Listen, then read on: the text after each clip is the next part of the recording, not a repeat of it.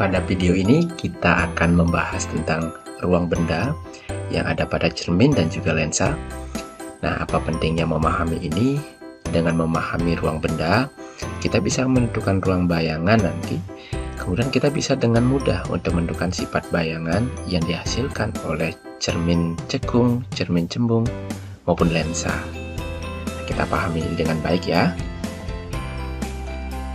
Nah, yang pertama saya akan bahas tentang cermin cekung. Cermin cekung ini merupakan cermin yang permukaan mengkilapnya berupa cekungan. Sehingga ketika kita meletakkan benda kita letakkan di depan bagian cekungannya.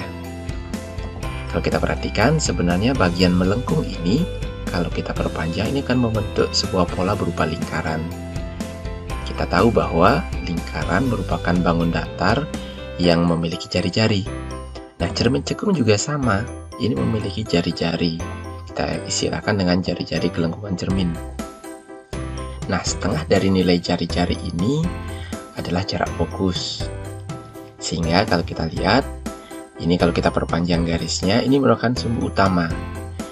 Nah, dari cermin menuju ke jarak fokus, ini kita istilahkan dengan ruang 1. Sedangkan dari fokus menuju pusat gelengkungan, ini kita istilahkan dengan ruang 2. Untuk jarak yang lebih dari pusat gelengkungan cermin, ini kita istilahkan dengan ruang 3. Sedangkan di belakang cermin, sebaliknya dari fokus ini kita istilahkan dengan ruang 4. Nah, contohnya misalnya, jika ada sebuah lensa cekung yang memiliki titik fokus yang berjarak 5 cm dari cermin, dan benda diletakkan pada jarak 8 cm depan cermin, nah benda ini berarti berada di ruang berapa? Coba kita perhatikan, kalau fokusnya 5 cm, berarti pusat gelengkungannya berjarak 10 cm dari cermin. Nah, benda yang kita letakkan pada jarak 8 cm dari cermin, ini berarti berada di ruang 2. Ya, ini pada cermin cekung. Nah, selanjutnya kita lihat pada cermin cembung.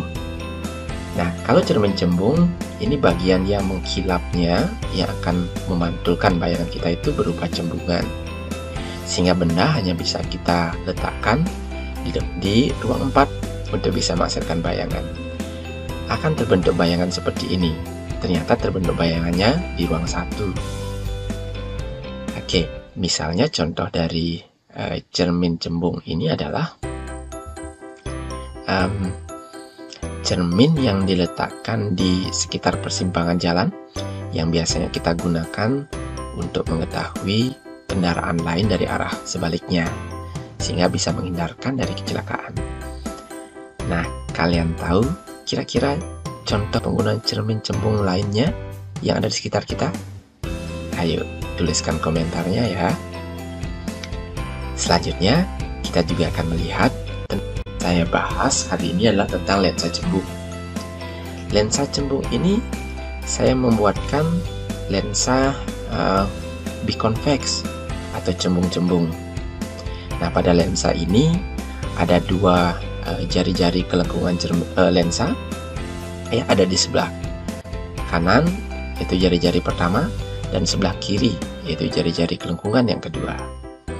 Nah, jika seandainya saya meletakkan benda di sisi sebelah kanan, maka dari pusat optik dari lensa ini sampai dengan jarak fokusnya, ini merupakan ruang pertama.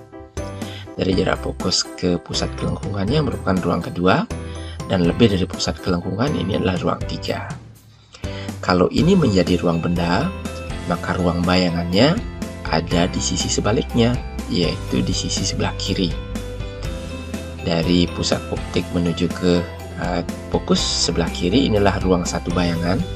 Saya simbolkan dengan ruang 1 aksen. Nah, ini ruang 2 aksen, dan ini ruang 3 aksen. Ada juga ruang 4 untuk bayangan. Nah, ruang 4 bayangan akan berada pada ruang yang sama dengan ruang bendanya. Nah, ini ruang 4 aksen. Oke, nanti ini pelajari dengan baik. Bagaimana penggunaannya untuk menentukan sifat-sifat bayangan bisa kita lihat pada video